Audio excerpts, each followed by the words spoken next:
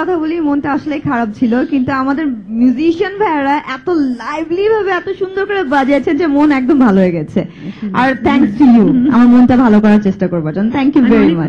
চেষ্টা করছি মনটা একটু ভালো করবার জন্য। ভালো হয়েছে। একজন কলার আছেন, অপেক্ষা ফোন নিয়ে আসছি। হ্যালো হ্যালো হ্যালো, জি ভাইয়া, কে বলছেন?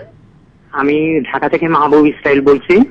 ভাইয়া, আমি ম্যাডামের সাথে কথা বলতে হ্যাঁ চাইছি। প্লিজ কথা বলুন।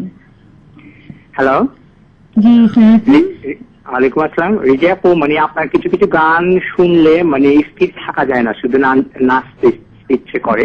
মানে যেমন শফিক তুহিন ভাই আর একটা লেখা গান আপনি গিয়েছিলেন, দুম টানা টানা বাজে, এই গানটি তো শুনবই। আর এবং নাটকে অনেক সুন্দর সুন্দর গান শোনার আমাদের সৌভাগ্য হয়েছে আপনার।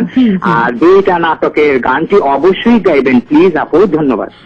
আচ্ছা, থ্যাংক ইউ আপনাকে এত রাত্রে ফোন করবার জন্য এবং ভালো ভালো গান রিকোয়েস্ট করার জন্য অনেক ধন্যবাদ।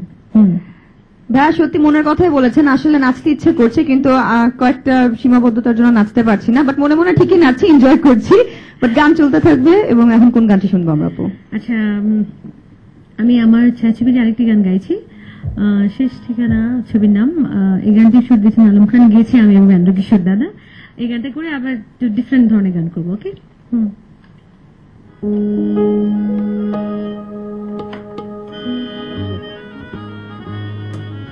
আজকে মনে হয় ধুমধানা গেতেই হবে নাকি? আমার ক্যামেরাম্যান ভাইরা, আমার মিউজিশিয়ানস ভাইরা, দেখেছি আমার বেশ কয়েকদিন থেকে একটু ঠান্ডা জ্বর ছিল, তার সাথে আমি অ্যাভয়েড করতে যাচ্ছিলাম, কিন্তু গায়ে বোঝাও। তোমার